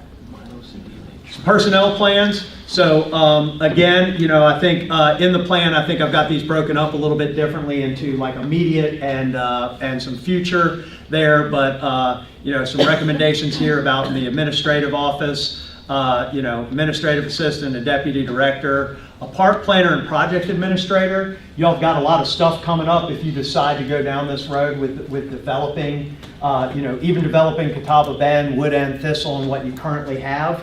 The other thing that this person could do would be helping identify where's the growth going to occur, what do we need to do next, where do we need to be looking at land in the future. A trails coordinator.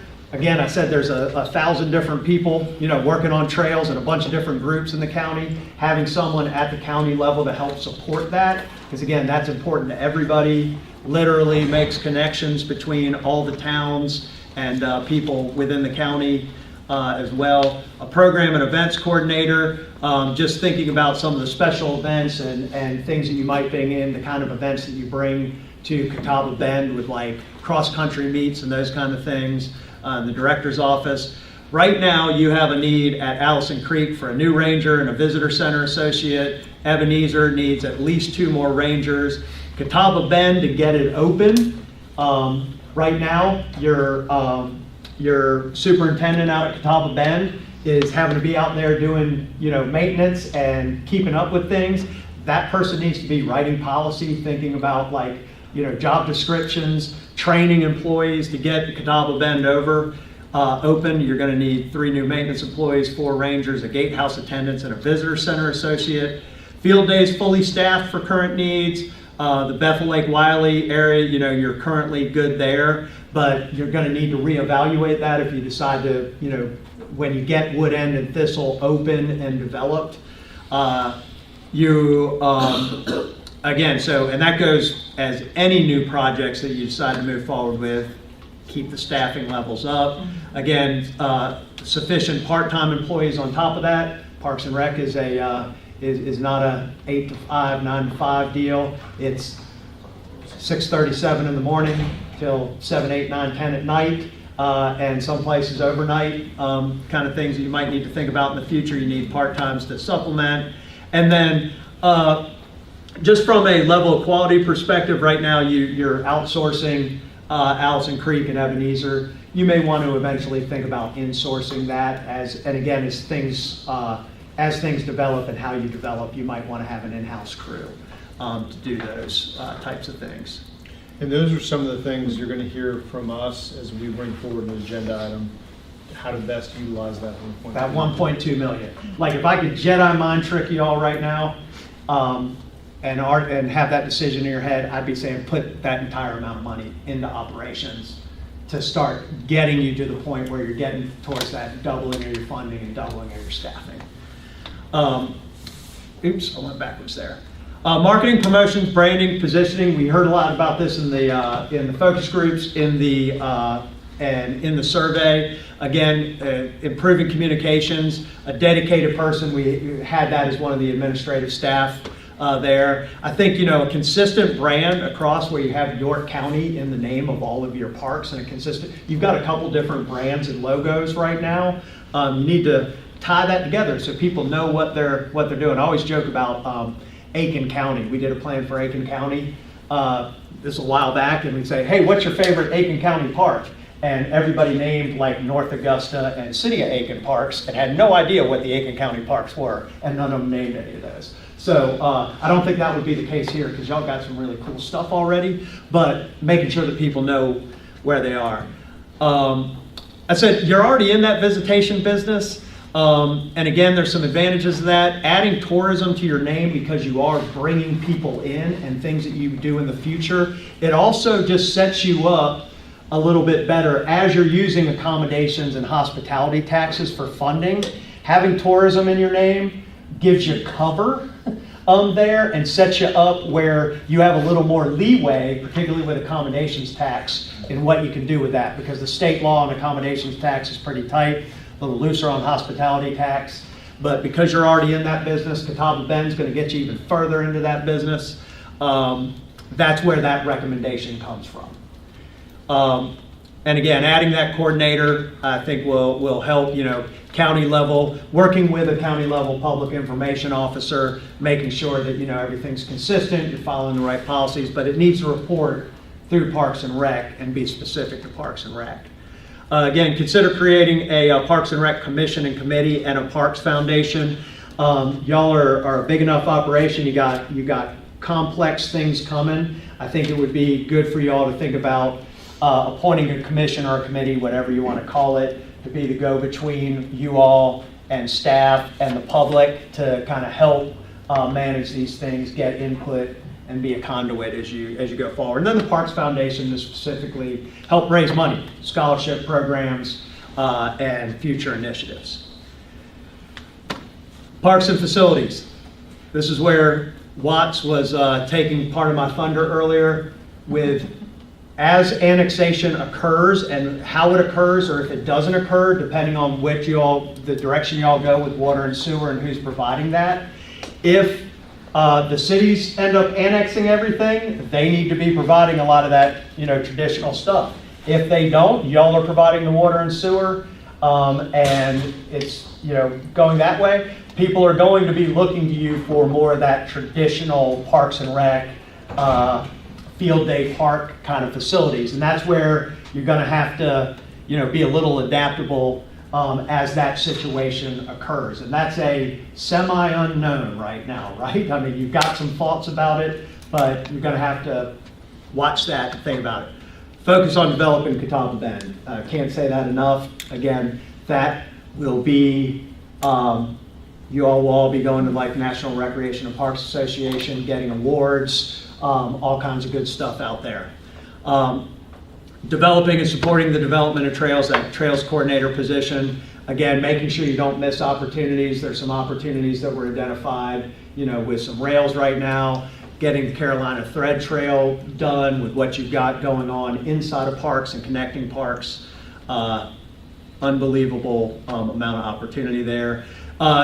Basic amenities to get Thistle and Wood End open. Again, things that we see in the plan support kind of the plans you currently have in place. I think, while there's some cool things at Wood End, you really probably want to think about starting over out there. I mean, I think that building and that house is going to be a really difficult project to make it workable. You do better, or you're going to spend depends on how much money you want to spend. You can make anything work with cash, but I don't know that you're going to want to go down that road of that much cash to make that into a good, usable events facility. Again, identifying land to purchase to protect for open green space in the future, or to look at if you do like a land fund from developers or land set aside from developers, you can use that as well. And then I think, now, adding some of those smaller scale community neighborhood parks in strategic locations that are developing right now will help you on that metric of the number of parks per resident, and a little more convenient access for folks that maybe live in some little bit of outlying areas right now. Again, those were the top 5 facilities. Again, unique opportunities. I like that ag plan that you all have. And, number one, markets, and, it can bring in tourism. I think that could be a good return on investment. It's gonna need a creative financing plan, though, I think, if you all want to move forward that anytime soon, looking at the state, even federal allocations that might be available through U.S. Department of Ag and other places like that. What really tugs at my heartstrings there is, as you all are under all of this pressure and development pressure, and your all's ag culture and history and that kind of thing, this could be something that I think could really help protect and preserve that. And if you do this in a way, you could do this with a really good business plan, that it could generate enough revenue to support itself after the capital investment and be something really, really unique. And you're in a good population area where, again, you can preserve and tell that story and make sure it doesn't go away. That would be, again, I think that could be a cool part of that and a good way to do it. The other thing that came up, again, and Call it a zoo, though, if people don't quit coming here, because there ain't gonna be nowhere to do ag. the other one, Clemson Extension mentioned, and again, another kind of unique thing. They have 300 acres, a shooting sports complex. Those, again, can have a good business plan that they can be Where is that? in the black. It's Is it out like McConnell? like out towards, I think it's out towards McConnell's, yeah. But they have that, a shooting sports complex, again, just, 4-H shooting sports, educational opportunity, new recreational opportunity, and again, that's kind of like pickleball people. I mean, those folks come in for weekend shoots and events and spend a ton of money. Could be a good, unique opportunity.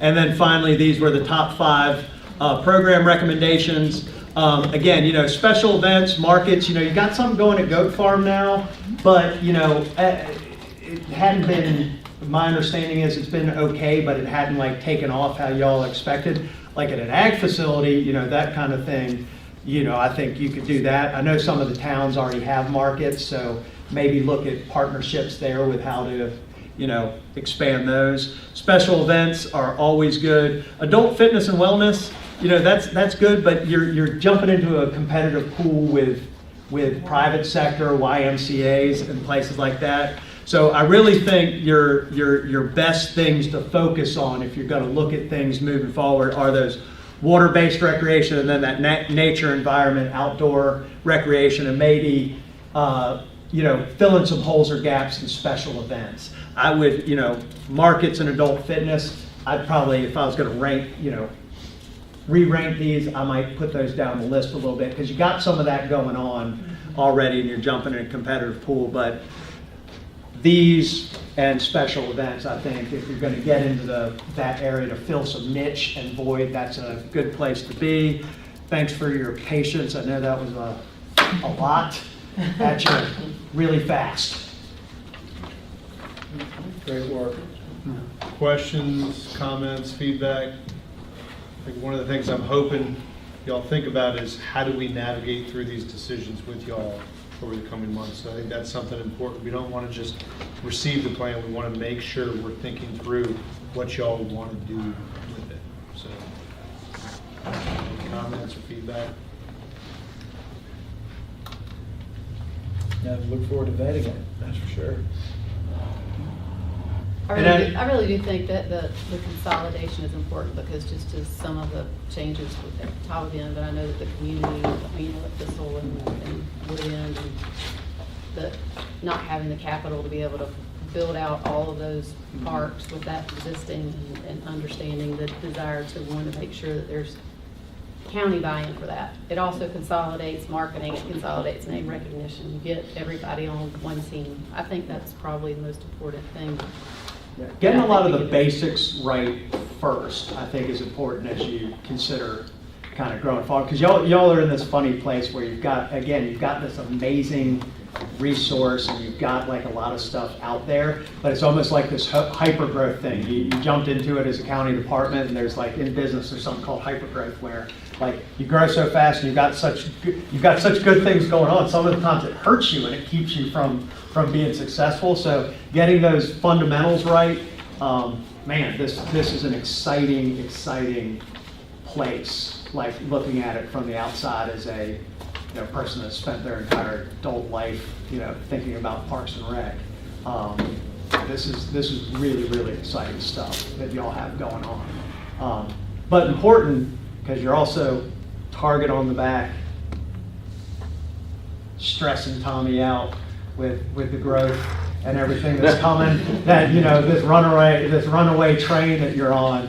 Like again, catching up with it to keep up with it, so you can get ahead of it and not lose everything that's important to some people. Stress that Tommy had. Yeah. What else? What other feedback, questions, and closing? People want to get going, but anything else y'all want to share? I'm working on that on the recreation tax, which has been a thorn in our side for a long time, and way before me, these two can attest to that, and taking a look at the options, some of the options that you put out there, I think are very interesting that we hadn't thought about, or maybe you thought about them, but I think one thing that's very important, and I've said this so many times, and that is that, when you're talking about adequate public facilities ordinance, what you're talking about when you're talking about the impact fees, but if the schools and the county don't work together on these things, so we've got, Tishel Advice is doing a study, they're doing independent studies for schools. I mean, it's rumored that Fort Mill is going to come out with a $25,000 impact fee. Well, that doesn't leave the county much room. So I think those two entities have to work together and come up with something that works for everybody, where they can have the schools and we can have the parks and the infrastructure and things that we need as county residents. And I think Fort Mill's impact fee already just for regular development is already, maybe it's Fort Mill and Mount Pleasant are the two highest, and then Clemson's now third on the list. You're talking about the town. I think Town of Fort Mill has a $10,000 impact fee. She's talking about the $18,000. Yeah, for the school. So it's going to be up. It's going to be over 25. It's going to be probably 35. The intent is really not to stop the growth. The intent is to have growth pay for growth. Growth pay for growth. And so what happens though is when the schools are maxed out, then you do start to impact the growth. When you're going to tell somebody that, hey, the school's going to get 18,000 and the county's going to get, another, I don't know, you said 9,300, but I don't know. You got to do the study. Right, but whatever it is, those numbers just, if we're not working together, it's the left hand doing what the right hand's doing, and then we end up with something that doesn't work for either side. It doesn't work for the people. It'll mess up Fort Mill, but it'll be okay for the rest of the county. Yeah, but has anybody ever looked in when you talk about that? And that amount of money, has it ever shown where you only cater to a certain lifestyle, and then it puts the other folks in it? So you end up with just an influential. Yeah, but there are mechanisms that you can do if you're talking like attainable workforce kind of thing. I think Because, there's I mean, mechanisms that you can use to make sure. There's more to it than that, because we've even talked about affordable housing and all for people. I've always been of the mindset that no matter who you are, you live according to how much money you make. That's why some people lived in trailers. That's why, but this mindset of bigger, better, blah, blah, blah, isn't what created this country. You take the influential folks that make that big money They still got a common man out there doing the yard, building their house, blah, blah, blah. So they can't make it without us, they just haven't created and figured it out yet. Any other feedback, y'all, related to tonight's presentation? Okay, I'll encourage y'all to think about the process we're gonna go through to kind of give more feedback to staff so we can begin to work on some of this. So that'll be my last kind of leading statement on this. If y'all, anybody else want to talk? So when do we talk about this? What's our next discussion? That's what I'm asking y'all Oh, to okay. consider is how do you want to go through making decisions related to this plan? So my recommendation would be potentially sending it to committee where the idea came from, do the study. As staff, you know, when we build this budget and we begin to work with Catherine and she's bringing forward an agenda item this year, you know, we would like some of these things to be discussed and vetted by you on the lead up to the budget development. So January, February, March, I think we need to continue this conversation. So whether you don't want to do any of this, you know, if that's what the case, then you need to tell us. If you do want to do some things, then I think we begin to unpack, is it year 1, is it year 3, is it 5, is it 10? And then we're able to really answer some of the financial questions at that point. And as y'all dig in committee and that kind of thing, I'm glad to like come over if I can, or hop on Zoom with you as you're going through some of these things. If you have questions and that kind of stuff, I'll be available as y'all continue forward to make this initial round of decisions. It was my understanding that when we go through this process, we started with economic development and, what was the second one? I got it right here, I don't remember. What was the second one we did? High performance. Economic development or growing. We did a high performance. High performance, yeah. So we've already referred that portion, the Economic Development Committee, for us to work on. So it would make sense that you refer this to committee, and what we work on next will get referred to different committees as well. Yep. Portions of each of these goals are going to go to committee for council to inform. So I think that's the decision before y'all. And then the committee would lean on the staff, in this case, your staff, to help us put together the plan. A 3-year, maybe a 10-year plan. That could be one Short thing action to do. items. Right, yeah. Short action items, a target, and a vision. And that's where you'd help us do that. And then when you do that, then you would back into figuring out how you're gonna pay for what's realistic. I read through the report, and so I don't know if we need, I mean, do you have a recommendation on what specifically gets referred to committee? How specific do we need to be? Are you looking for that consensus now? I think you got a very broad report, right? You got a big menu. And so I think this is a broad assignment for the committee to unpack a little bit and develop priorities. So our ability to answer your financial questions are going to be dependent on y'all giving some vision of what you want to see. So I think we can come up with the immediate needs. Catherine already has those, and we can share that with the committee. But I think those are things we're ready to just go right to the full council with an agenda item. But we're glad to vet that with the committee first. The medium and long range, I think, are the things we really need feedback on. Because we've got to operate the parks we've got right now.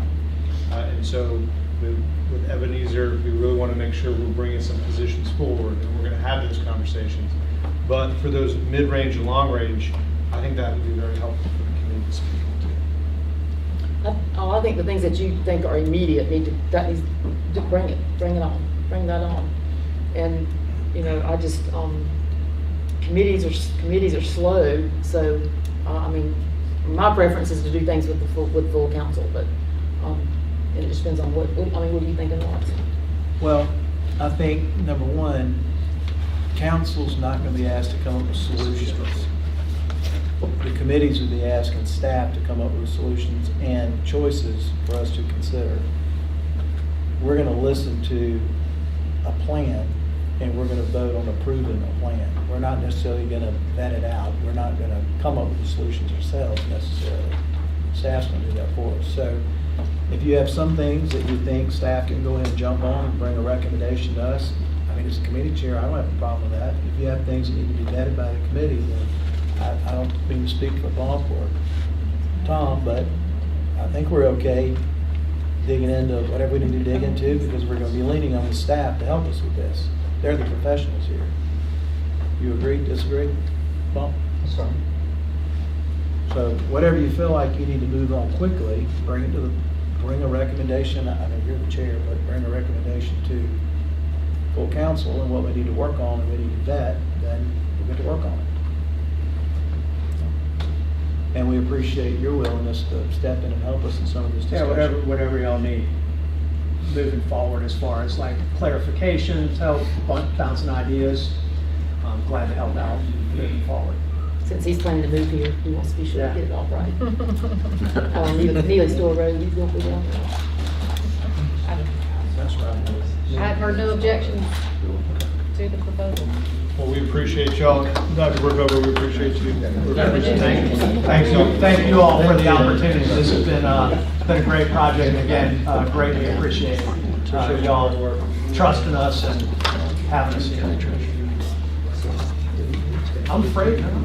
So, Meeting's not over yet. You gotta. Bye. What else do we You're need gonna to be. do? That's it. Do we have a motion to adjourn? Yes. We have a motion second, all in favor say aye. Aye. We are adjourned.